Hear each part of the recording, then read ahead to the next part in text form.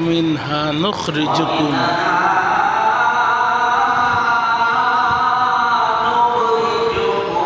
تارة أخرى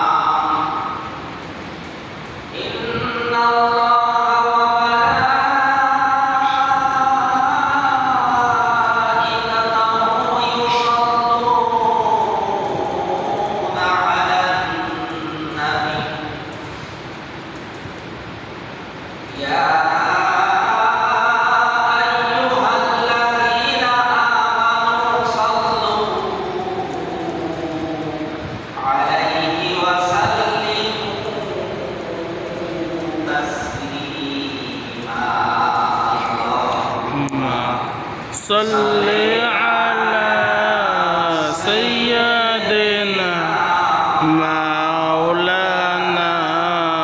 محمد وعلى آل سيدنا مولانا محمد اللهم صل على سيدنا مولانا محمد وعلى آل سيدنا مولانا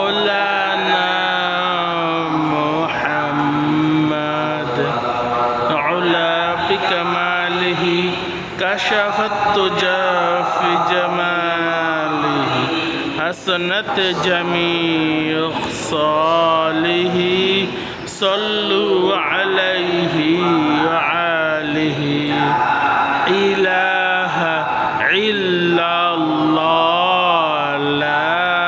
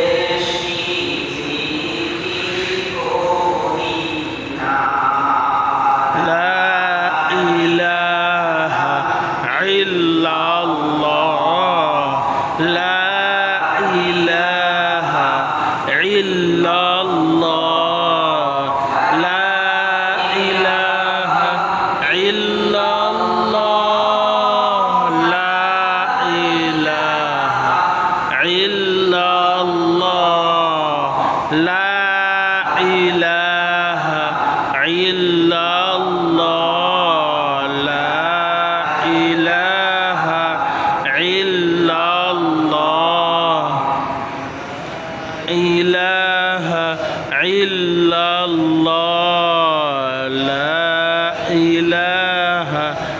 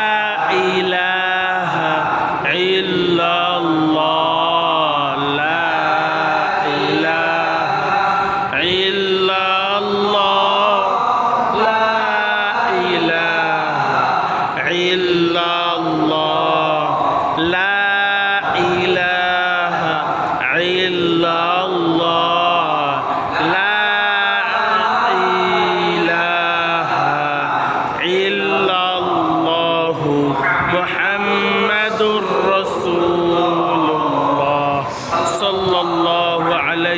ওয়াসাল্লাম। আলহামদুলিল্লাহ, মহান আল্লাহ পাকের দরবারে অনন্ত শুকরিয়া যে আল্লাহ তাআলা আমাদেরকে বিগত জুমআ থেকে আজকের জুমআ পর্যন্ত দীর্ঘ লম্বা হায়াত দারাজ করেছেন এবং দিনার ধাপ জামে মসজিদে জুমআ নামাজ আদায় নিয়াতে আসার বসা তৌফিক করে দিয়েছেন। এর জন্য মাহবুবের দরবারে অসংখ্য অগণিত শুকরিয়া। আমরা কালিমাতুল জবানি শুকর আদায় করি আলহামদুলিল্লাহ। আলহামদুলিল্লাহ। হায়াত কত বড় নিয়ামত! যখন দেহ থেকে রূহ বের হয়ে যাবে তখন বুঝে আসবে, এর আগে বুঝে আসবে না। যদি বুঝে আসতো তাহলে আল্লাহ রূহের বাইরে কেউ চলতো না।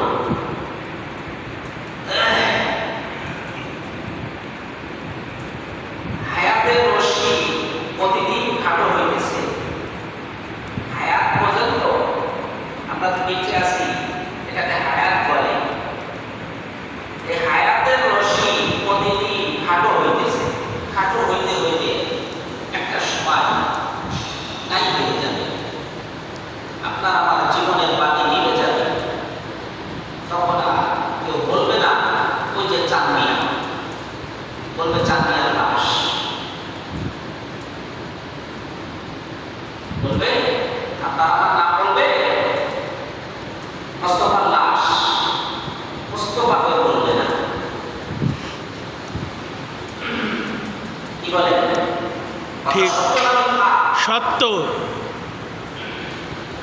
কেন? কি নাই? হায়াত নাই। সেই নামটুকু নাই, যে নাম ছিল, যে নামে আমাকে ডাকা হতো, ওই নামটুকু নাই। নাই। লাশ হয়ে গেছে। লাশ হয়ে যাওয়ার পরে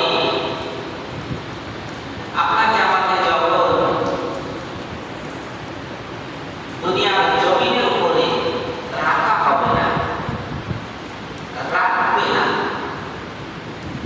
খবর দেবে, বেশি সময় রাখা যাবে না, লাশ বন্ধ হয়ে যাবে, ধুলে উঠবে, ধুলে উঠবে। আবার কথাকে খবর দেবে, পড়া মানুষ বেশি সময় রাখতে হয় না, পড়াটা কষ্ট পায়। কি এত কষ্ট করে, এত কষ্ট করে আপনি বাড়ি বানাইছেন, ঘর সাজাইছেন, টাইলস লাগাইছেন, সোফা সেট, পালং, নরম বিছানা, ওই আপনাকে তো একটা মিনিটও রাখতো না। রাখবে? বাকি করো, তাড়াতাড়ি বাকি করো। বাকি না, গোসলের ব্যবস্থা করো।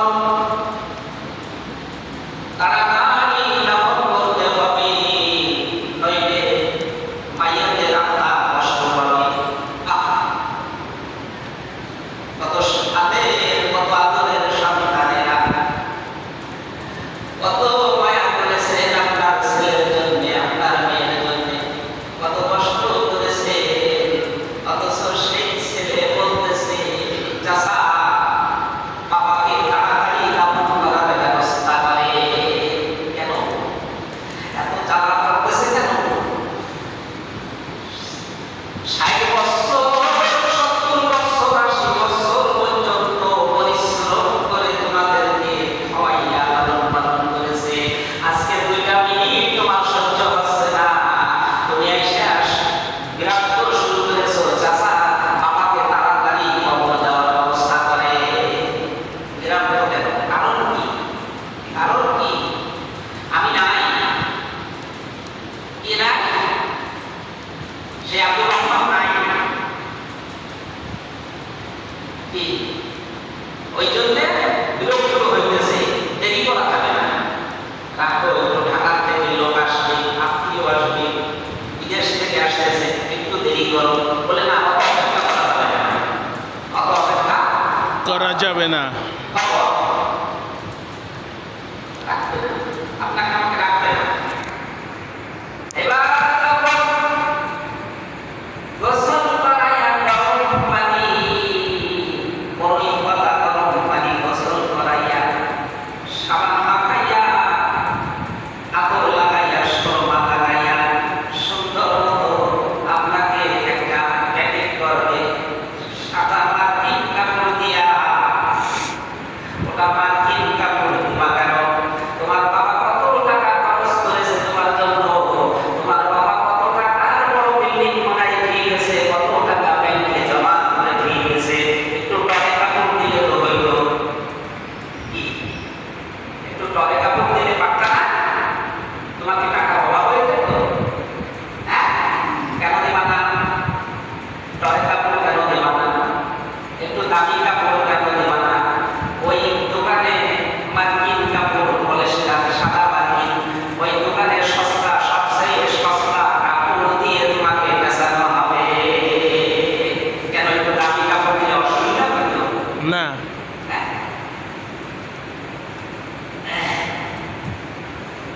কিন্তু দেওয়া যাবে না, জায়েজ নাই। দামি কাপড় দেওয়া জায়েজ নাই। আপনি কত টাকা ব্যাংকে রেখেছেন? আপনি কত টাকা কিনেছেন? কত সম্পদ করেছেন?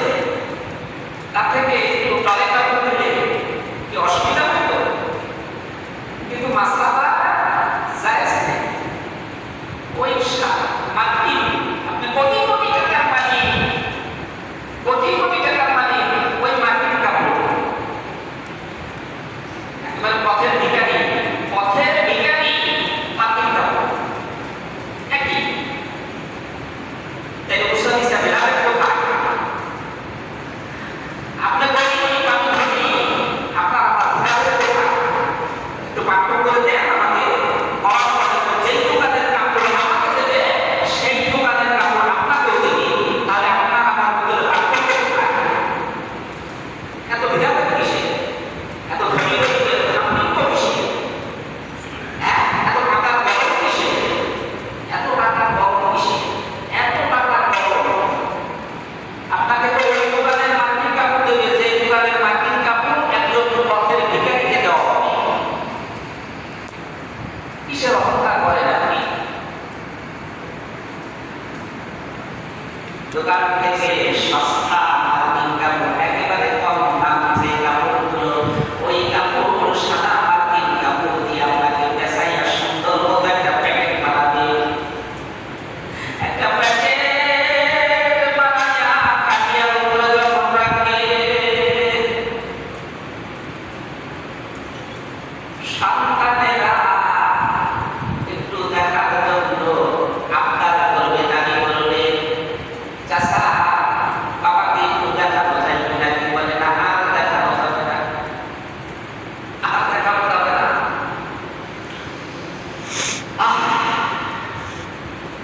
ছটফট করে কাঁদতে থাকবে মেয়েরা।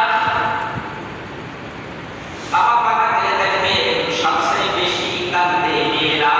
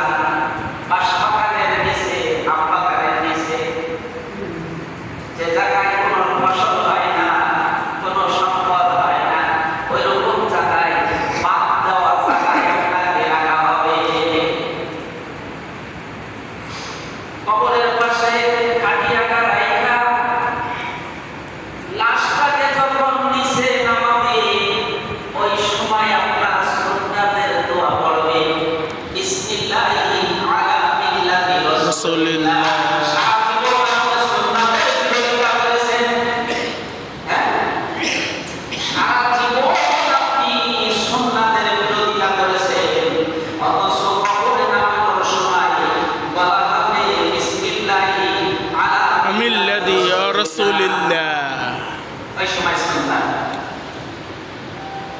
হ্যাঁ ওই সময় সুন্নাত।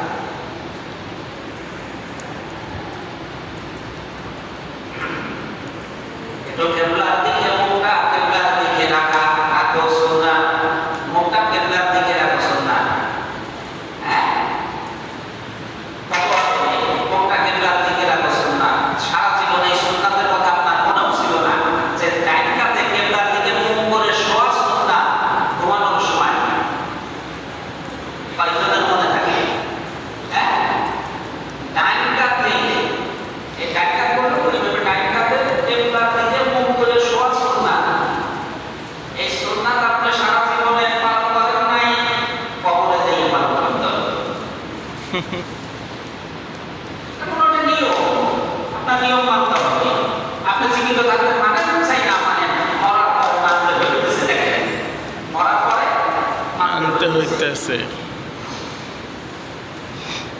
এরপর পাশের সালি বিছাইয়া দিলেন, পাশে চারি বিষয় দিল। পাশের চালি কেন একটু এসএস পাইপ দেওয়া যাইতো না?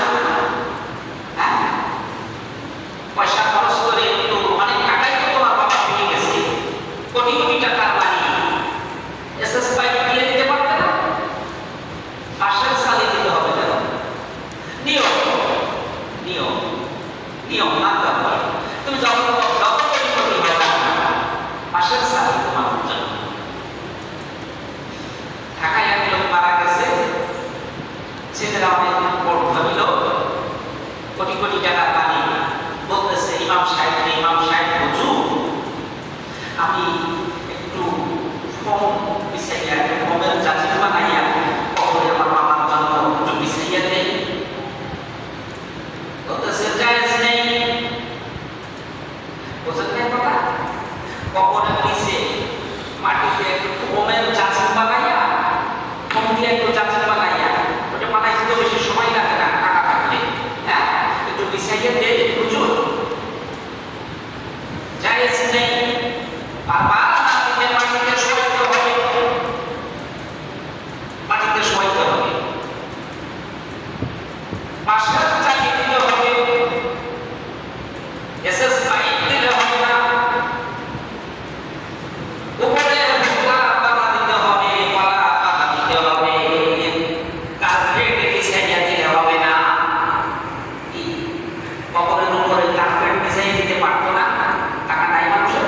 কত কত দেয়, কত টাকা গরিব আছে না, দেয় পার্টি সম্ভব না।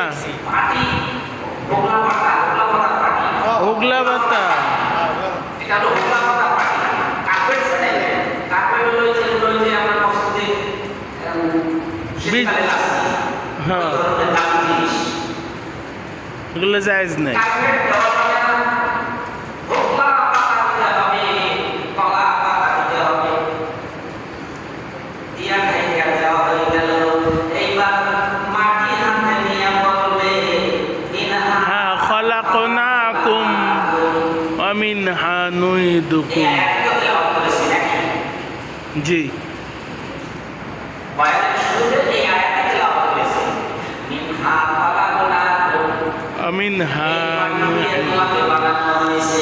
এখন মরার পরে স্মরণ করানো হয়ে গেছে, এতে মরার পরে স্মরণ করানো হয়ে গেছে। মরা যে লোক বইয়ে গেছে, ওরা মাটি দিয়ে বানানো না লোহা দিয়ে বানানো, এক বইলে কোনো লাভ হবে? হ্যাঁ লাভ হবে কাকে বইলে? এই যারা জীবিত আছি, আমাদেরকে বললে লাভ হবে যে আমাদেরকে কি দিয়ে বানানো হয়েছে? মাটি দিয়া। মাটি দিয়ে। এই শরীর মাটি দিয়ে বানানো, এই যে মাটি দিয়ে বানানো।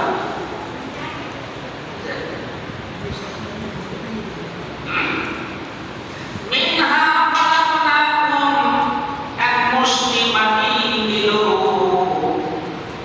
আর স্মরণ করাইতেছে তোমাকে এই মাটি দিয়ে বানানো হয়েছে। অবিহা নুরিদুকুম, এই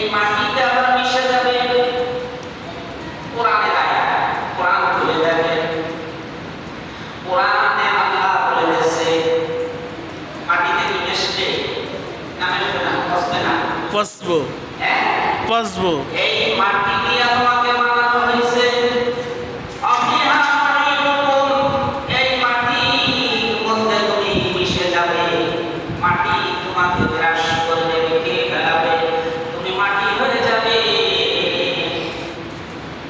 অমিনহা নুখরিজুকুম তারাতান উখরা,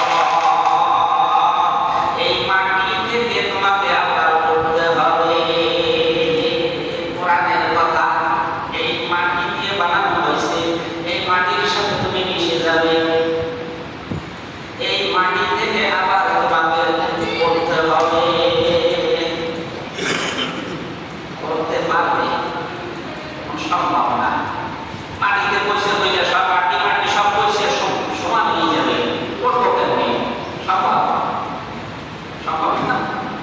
সম্ভব, আল্লাহ পাকের কাছে সম্ভব। ধানের ভিতর থেকে গাছ চালায় কেমনি? অভিয়ারা।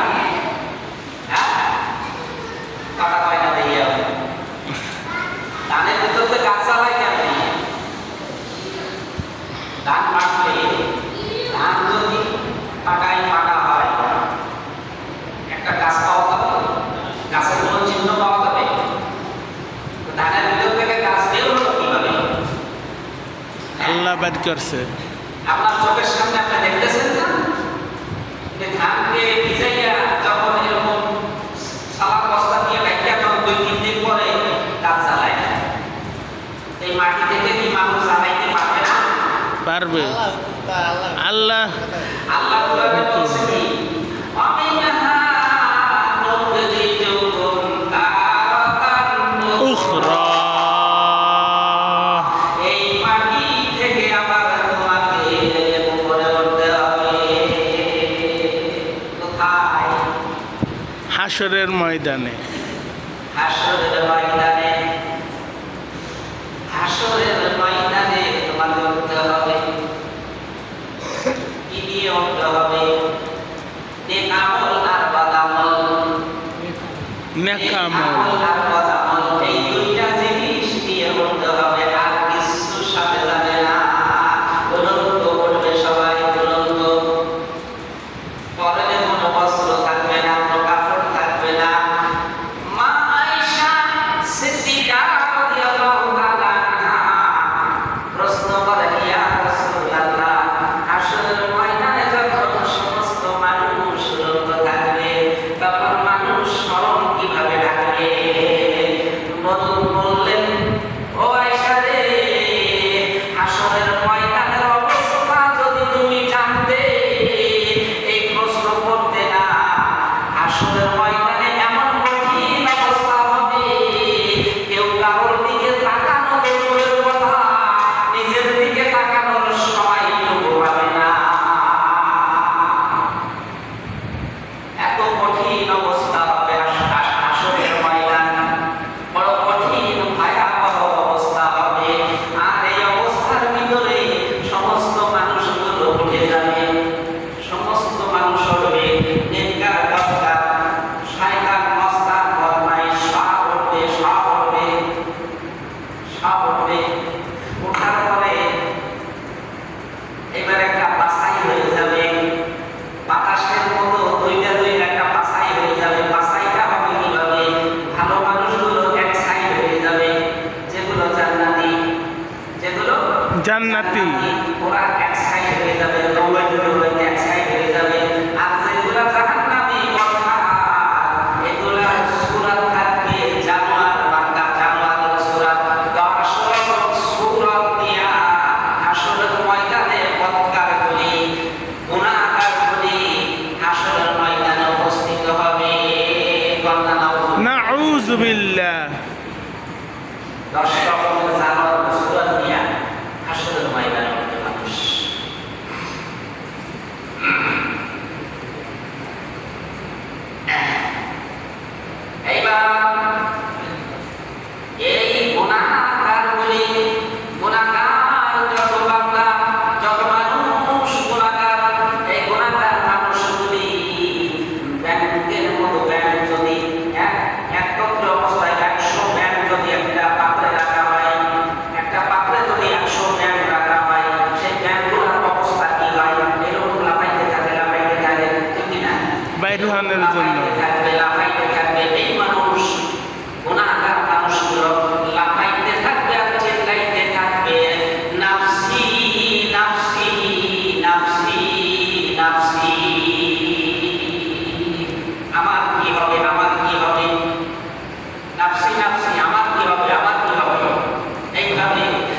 চিল্লাইতে থাকবে আর লাফাইতে থাকবে, নাফসি নাফসি করে চিল্লাইতে থাকবে আর লাফাইতে থাকবে, লাফাইতে লাফাইতে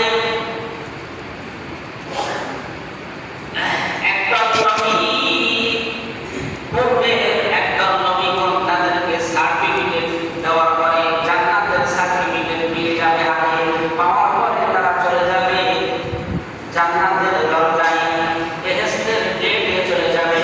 গেটে যাওয়ার পরে দেখবে একজন ফেরেশতা দাঁড়ানো আছে, নাম তার রেজওয়ান।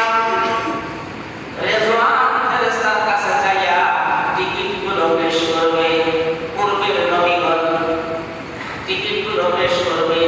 এই যে দেখেন বেহেশতের টিকিট এনেছি, দরজা খুলে দেন, আমরা ভিতরে প্রবেশ করব। ফেরেশতা রেজওয়ান টিকিটগুলো হাতে নেবে, নেওয়ার পরে দেখবে যে সিগনেচার নাই, জেনারেল ম্যানেজারের সিগনেচার টিকিট আছে, টিকিট আছে, জেনারেল ম্যানেজারের সিগনেচার নাই। যিনি হলো জিএম, এই জিএম কেটা জানেন? মুহাম্মাদুর রাসূলুল্লাহ সাল্লাল্লাহু আলাইহি ওয়াসাল্লাম। টিকিটগুলো আবার ফেরত দেবেন, ফেরত দিয়ে বলবে, ও আল্লাহর পয়গম্বরেরা, এই টিকিট দিয়ে আপনারা জান্নাতে যাইতে পারবেন ঠিক, কিন্তু আমাকে এই গেটে যখন আল্লাহ পাক আমাকে এই গেটের দাওয়াত হিসেবে দায়িত্ব দিয়েছেন, দায়িত্ব দিয়ে বলেছেন টিকিট দেখে, জান্নাতের টিকিট দেখে দেখে তুমি জান্নাতের ভিতরে প্রবেশ করাবে, কিন্তু যতক্ষণ পর্যন্ত মুহাম্মাদের সিগনেচার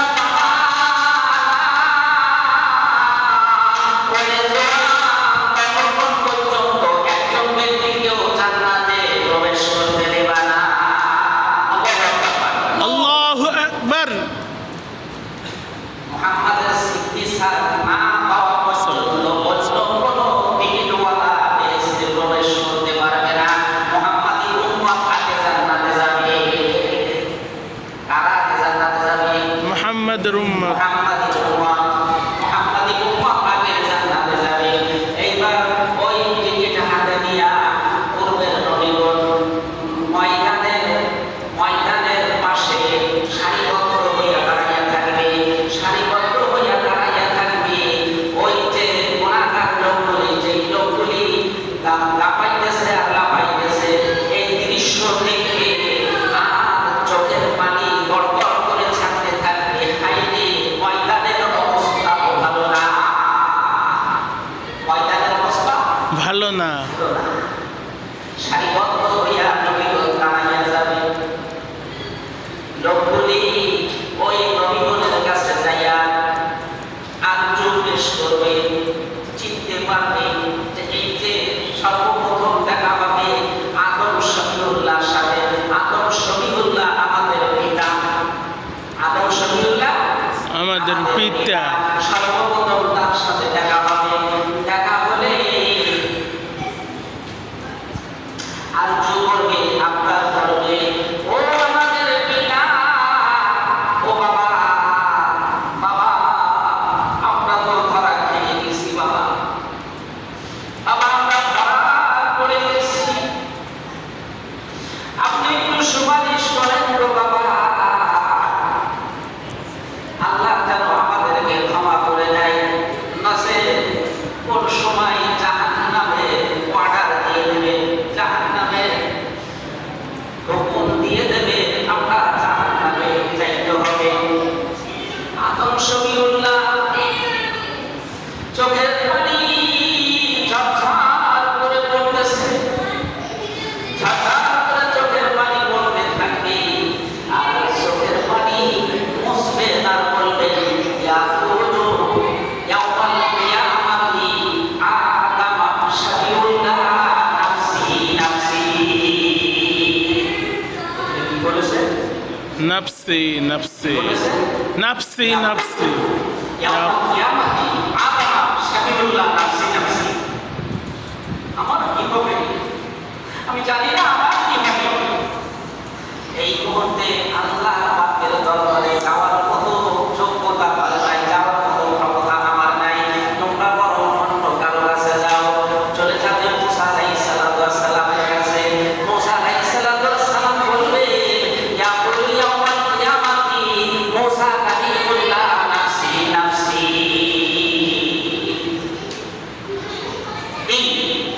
নাফসি নাফসি আমার কি হবে, আমার কি হবে, নবীগণ পর্যন্ত।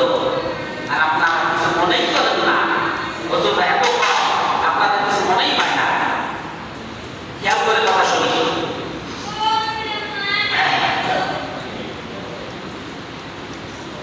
ঈসা আলাইহিস সালাম ওয়াস সালামের কাছে চলে যাবে, দৌড়াইতে দৌড়াইতে ঈসা আলাইহিস সালাম ওয়াস সালামের কাছে যাবে। ঈসা আলাইহিস সালাম ওয়াস সালাম চোখের পানি মুছবেন আর বলবেন, ইয়াকুলু ইয়াউমাল কিয়ামাতি নাফসি নাফসি। ঈসা আলাইহিস সালাম ওয়াস সালাম ফেরত দেবে, যাও অন্য কোথাও যাও, অন্য কারো কাছে যাও। লোকগুলি দৌড়াইতে দৌড়াইতে ইব্রাহিম খলিলুল্লাহর কাছে যাবে। ইব্রাহিম খলিলুল্লাহ চোখের পানি মুছবেন আর বলবেন, ইয়াকুলু ইয়াউমাল কিয়ামাতি। ইব্রাহিম খলিলুল্লাহ নাফসি নাফসি। ইব্রাহিম খলিলুল্লাহ নাফসি নাফসি। আর আপনারা আমার প্রতি বলাই নাফসি নাই, হ্যাঁ? যারা জিন্দেগি বরবাদ করে দিয়েছে আল্লাহর হুকুম মানতে চাইয়া, সারা জিন্দেগি সারা জীবন আল্লাহর রাস্তায় ব্যয় করেছে, সেই বান্দারা যদি বলতে পারে নাফসি নাফসি, আপনার আমার মনে হয় নাফসি আসবে না নাকি? কিছু মনেই হয় না, এত বলি কিছু মনেই হয় না। পাঁচ ওয়াক্ত নামাজে, ফজরের নামাজে মাত্র 2-3 মুসল্লি হয়, হ্যাঁ? ফজরের নামাজে মাত্র 2-3 মুসল্লি হয়, কিছু মনেই হয় না। আজ বাদে কাল চলে যাবে। ইব্রাহিম খলিলুল্লাহ নাফসি নাফসি। ইব্রাহিম খলিলুল্লাহ বললেন, সমস্ত নবীদের কাছে এইভাবে যাওয়া শেষ হয়ে যাবে। এরপরে সর্বশেষ ইব্রাহিম খলিলুল্লাহর কাছে যখন আসবে, ইব্রাহিম খলিলুল্লাহ বলবেন, তো ও রাসূলের উম্মতরা, তোমাদের একটা বুদ্ধি আমি দিতে পারি। তোমরা দেখো এই মুহূর্তে মুহাম্মদুর রাসূলুল্লাহ কোথায়? মুহাম্মদুর রাসূলুল্লাহ ছাড়া আল্লাহ পাকের দরবারে যাওয়ার মতো সাহস আর ক্ষমতা যোগ্যতা আর নাই। সুবহানাল্লাহ আল্লাহু আকবার বলেন। আল্লাহু আকবার। মুহাম্মদুর রাসূলুল্লাহ কোথায়?